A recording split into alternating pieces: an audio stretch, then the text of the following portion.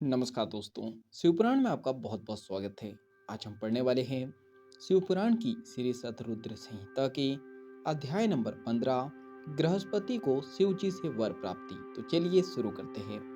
नंदीश्वर बोले, हे महामुने, जब इस प्रकार की बातें बताकर देवर्षि नारद वहां से चले गए, तब उनके वचनों से देवी सुशिष्मति और विश्वानर को बहुत दुख पहुंचा और वे दोनों बड़े जोर जोर से रोने लगे। शोक में रोते हुए वे दोनों मूर्छित हो गए।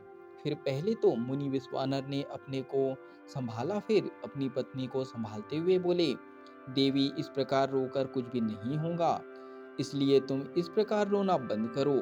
फिर वे दोनों अपने पुत्र बृहस्पति को ढूंढने लगे।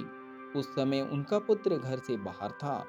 जब वह वापस आया तो अपने माता पिता को इस प्रकार रोता हुआ देखकर उनसे पूछने लगा कि आप इस प्रकार क्यों रो रहे हैं। अपने पुत्र के इस प्रश्न को सुनकर देवी सुशिष्मति ने बृहस्पति को अपने गले से लगा लिया और रोते हुए ही उसने नारद जी द्वारा कही गई बातें कह दी। यह सुनकर बृहस्पति तनिक भी विचलित नहीं हुआ और अपने माता पिता को समझाने लगा कि आप इस प्रकार दुखी ना हो।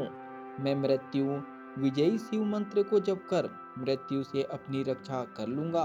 अपने पुत्र की साहसपूर्ण बातें सुनकर माता पिता दोनों बहुत प्रसन्न हुए और बोले कि मृत्युंजय भगवान शिव की आराधना करने से अवश्य ही सारे विघ्न दूर हो जाते हैं।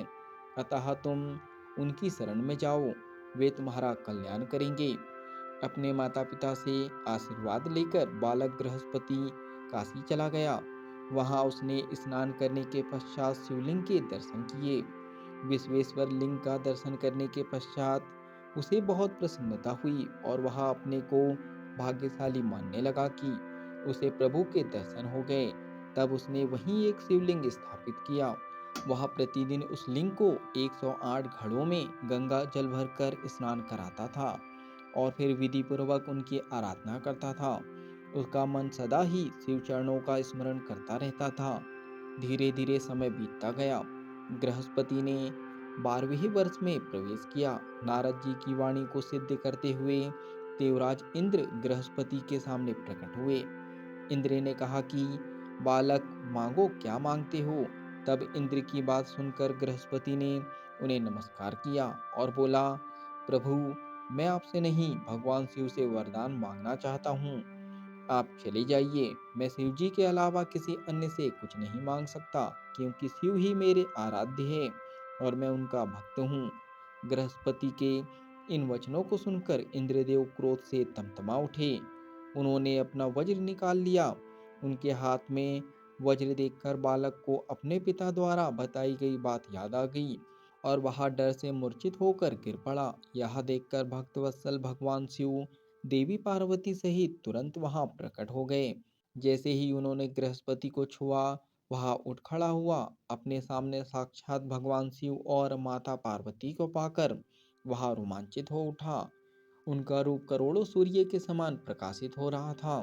इस अद्भुत रूप को देखकर बृहस्पति मंत्र मुग्ध हो गया और दोनों हाथ जोड़कर देवादिदेव महादेव जी की स्तुति करने लगा। तब भक्तवत्सल शिव ने हंसते हुए कहा, हे बालक, मैं तुम्हारी इस उत्तम तपस्या से बहुत प्रसन्न हूँ। मैं तुम्हारी परीक्षा ले रहा था। मैंने ही इंद्र को तुम्हारे पास भेजा था। तुम अपनी परीक्षा में सफल हुए हो। तुम्हें डरने की कोई आवश्यकता नहीं है। तुम्हें कोई नहीं मार सकता। तुम्हारे द्वारा स्थापित किया गया मेरा यह लिंग संसार में अग्निश्वर नाम से विख्यात होगा और इसके तेज के आगे कोई ठहर नहीं पाएगा। यह अग्नि और विजय से रक्षा करने वाला होगा।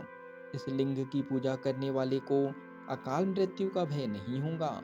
ऐसा कहकर भगवान शिव ने बृहस्पति के माता पिता को बुलाया और सबने मिलकर कल्याणकारी भगवान शिव का पूजन किया। तत्पश्चात शिव जी उसी अग्निश्वर लिंग में समा गए। यह अध्याय यहीं पर समाप्त होता है। जब तक के लिए आप कमेंट्स में सनातन लिख सकते हो, चैनल को सब्सक्राइब कर सकते हो और बेल आइकन को दबा सकते हो, ताकि आने वाला अध्याय आपसे मिस ना हो सके। तो बाकी हम लोग मिलेंगे अगले अध्याय में। जब तक के लिए धन्यवाद।